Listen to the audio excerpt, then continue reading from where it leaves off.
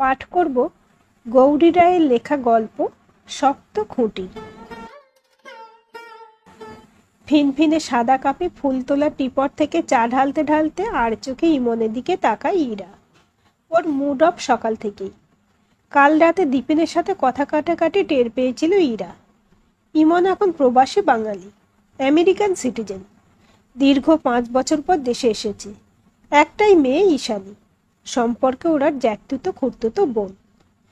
মোটা মাইনের চাকরি, আসার সময় দুহাত ভরে উপহার নিয়ে এসেছে সবার জন্য।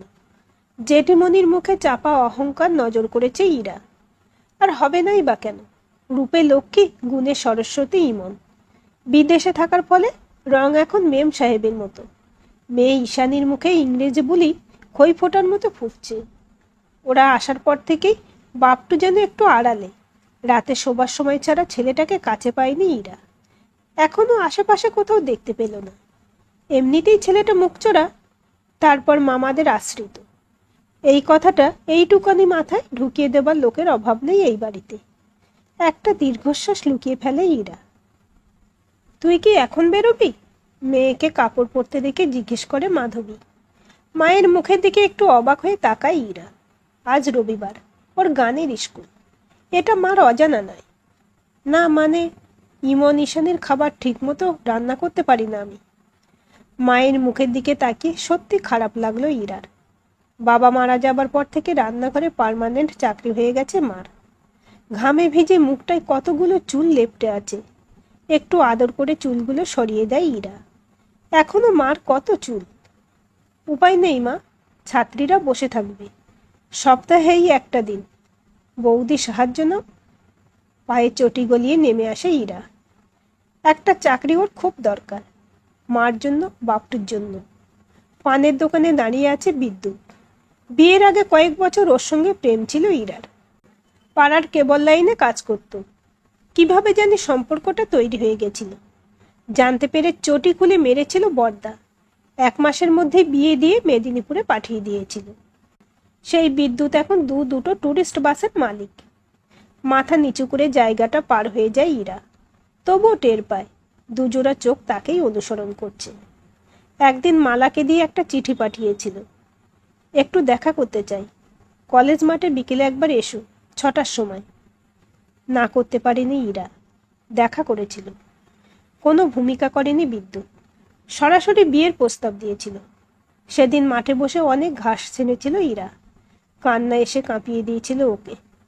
একসময় বিদ্যুৎ বলেছিল, তাড়াহুড়োর দরকার নেই, ভেবেচিন্তে সিদ্ধান্ত জানিও। বাপটু 4 বছর পূর্ণ করে আজ 5-এ পড়ল। কদিন আগে ঈশানীর জন্মদিন পালন হয়ে গেল এই বাড়িতে, খুব ধুমধাম করে। টিউশনি করে ফেরার পথে কেকের দোকানের সামনে থমকে দাঁড়িয়ে যায় ইরা। ছোট্ট একটা কেক কেনে, ব্যাগে লুকিয়ে রেখেছিল, রাতে বের করে দেবে বলে। বাপটুর জন্মদিনের কথা কাউকেই বলেনি ইরা। বাপটু 6 মাস পেটে তখন শ্বশুরবাড়ি থেকে পালিয়ে এসেছিল। এখানেই এই বাড়িতে জন্ম ওর। অথচ কারোর মনে নেই সে কথা।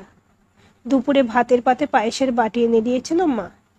তাই দেখে জ্যাঠাইমা বলে ওঠে, আগে বললেই পারতিস, ছোট ছেলেটার জন্য একটা জামা কিনে আনতাম। কথার টোনটা খুব খারাপ লেগেছিল ইরার। তবু বলেছিল, কি দরকার বড় মা, কত জামাই তো আছে ওর, তার থেকে একটা পরিয়ে দিলেই হবে। গোলমাল পাকালো ঈশানী ভাইয়ের জন্মদিনের বড় কেক আনতে হবে। এই এত বড়, আমার জন্মদিনের মতো। বাধ্য হয়ে গাড়ি বের করেছিলেন জেঠিমণি। কেকের সাথে নতুন জামা দেখে লজ্জায় মরে যেতে ইচ্ছে হয়েছিল ইরার। রাতে শোবার সময় ব্যাগ থেকে কেকটা বের করতেই আনন্দে চোখ চকচক করে উঠেছিল বাপটুর। গলা জড়িয়ে আদর করে, থ্যাংক ইউ মম, ঠিক করে হেসেছিল ইরা। ছেলে আমার নার্সারি কেজি। রাতে শুলেই নানান চিন্তা। কতদিন অপেক্ষা করবে বিদ্যুৎ? ছেলের ভবিষ্যতের কথা ভেবে রাজি হয়ে যাওয়াই ভালো। কিন্তু মা, এরপর মার অবস্থা কি হবে? এই বাড়িতে কেউ এই বিয়ে মেনে নেবে না। মা বলে, আমার কথা ভাবিস না ইরা, আমার দিন ঠিক কেটে যাবে, তুই সুখী হবি, আমার আর কিছু চাই না। সুখী শব্দটিকে আর বিশ্বাস করে না ইরা। বিয়ের পর সত্যি সুখী হয়েছিল। দেবজিতের ভালোবাসা তাকে ভুলিয়ে দিয়েছিল সব অপমান। এমনকি বিদ্যুৎকে ভুলে গেছিল ইরা। মেদিনীপুরে ওয়াজপাড়া গাঁ, কলকাতার মেয়ে। মাছকে ডাঙায় তুললে কি অবস্থা হয় প্রথম প্রথম হাড়ে হাড়ে টের পেয়েছিল ইরা। তারপর কবে এই গ্রামের সাথে একাত্ম হয়ে পড়েছিল নিজেই জানে না। 50 বিঘে ধানি জমি ওদের, 2টো কোল্ড স্টোর, চাল কল রমরমা ব্যবসা তখন। শাশুড়ি আর 2 ছেলে, 2 বৌমা, নাতি নাতনি নিয়ে ভরাট সংসার। কিভাবে 2টো বছর কেটে গেল।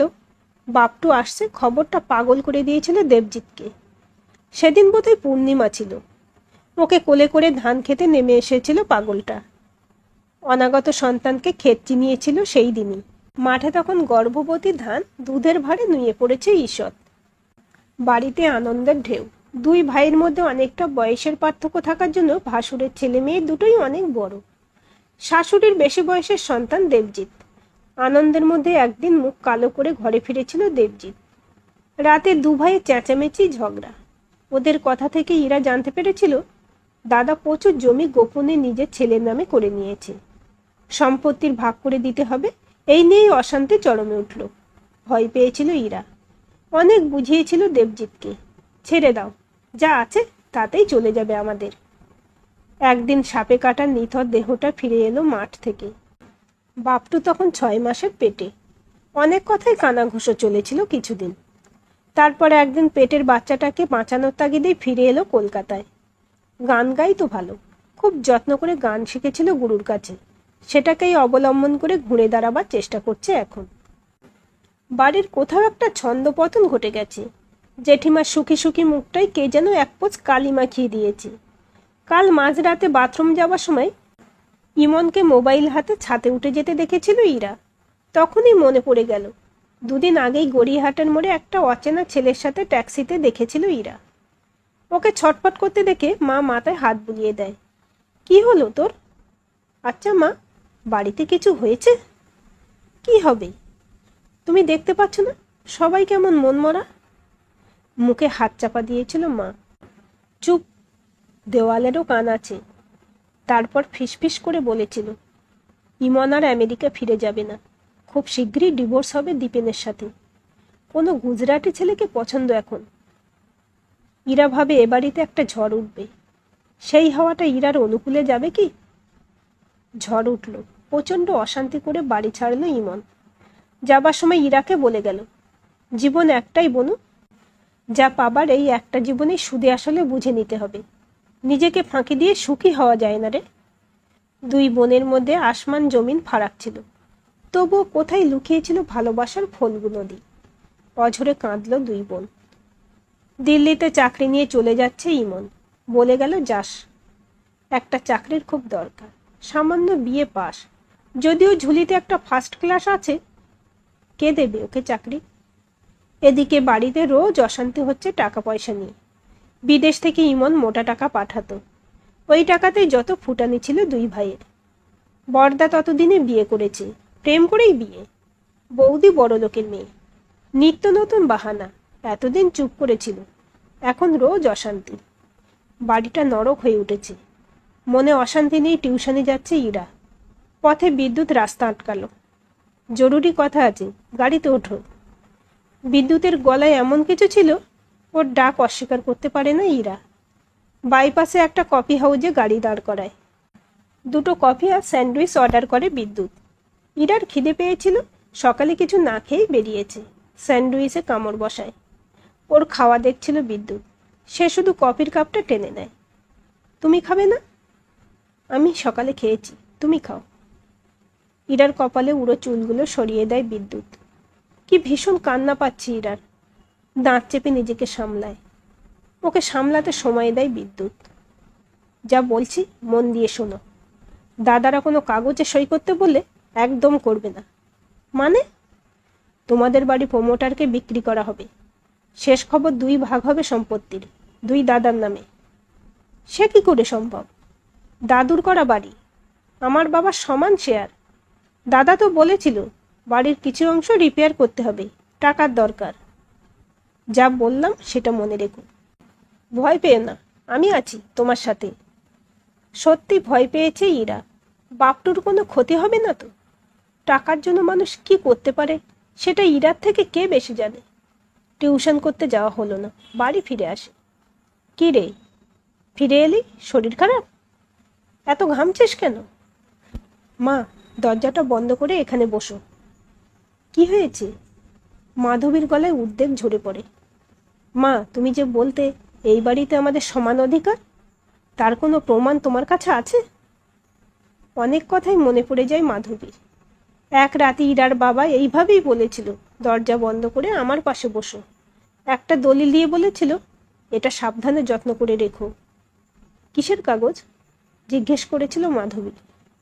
আমি মরে গেলে কেউ যেন তোমাদের এই বাড়ি থেকে উচ্ছেদ করতে না পারে, তার দলিল। কেঁদে ফেলেছিল মাধবী। কেন এসব বলছো? ভালো হয়ে যাবে তুমি। মা। মেয়ের ডাকে বাস্তবে ফিরে আসে। কাপড়ের ভাঁজ থেকে কাগজটা বের করে দেয় ইরাকে। এই কাগজটা বাড়িতে রাখা নিরাপদ নয়। কাপড় ছেড়ে তৈরি হও, ব্যাংকে যাব, লকারে রেখে দেব। কি হয়েছে বলবি? এই অসময়ে বাড়ি থেকে বেরুলে কি বলবে সবাই? সেটা আমি সামলাবো, তুমি তৈরি হও। দরজা খুলতেই জেঠিমাকে দ্রুত চলে যেতে দেখল ইরা। ঘরে ফিরে হতবাক। কে বা কারা আলমারির সব জিনিস তছনছ করে কিছু খুঁজেছে। আনাড়ি হাতে গুছিয়ে রাখার চেষ্টা হয়েছে আবার। ইরা ইশারায় মাকে শান্ত থাকতে বলে। মনে মনে বিদ্যুৎকে ধন্যবাদ দেয়। কি হতে পারত ভাবতে বুকে রক্ত হিম হয়ে যায়। মা ছেলেকে নিয়ে রাস্তায় নামতে হতো, এটা বুঝতে তার অসুবিধা হয় না। কিছুদিনের মধ্যেই ভালো মানুষের মুখোশ খুলে যায় দাদাদের।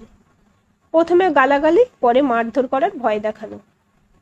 জীবনে ভাগ্যের কাছে অনেক মার খেয়েছে ইরা। এবার ঘুরে দাঁড়ানোর সময়। বিদ্যুৎকে দেখা করতে বলেছে আজ, সেই কলেজের পিছনের মাঠে, যেখানে কেটেছে ওদের অনেক স্মরণীয় মুহূর্ত। অনেককাল পর নিজেকে সুন্দর করে সাজিয়েছে ইরা। বিয়ের প্রপোজাল সে এবার নিজেই দেবে। যত তাড়াতাড়ি এই পরিবেশ ছেড়ে মুক্তি পাওয়া যায় ততই ভালো। অনেক যুদ্ধ বাকি, ওর একটা শক্ত খুঁটি খুব দরকার। আজকের এই গল্পটি আপনাদের কেমন লাগলো কমেন্ট করে জানাবেন। ভালো লাগলে অবশ্যই একটা লাইক দেবেন আর চ্যানেলটি সাবস্ক্রাইব করে সাথে থাকবেন।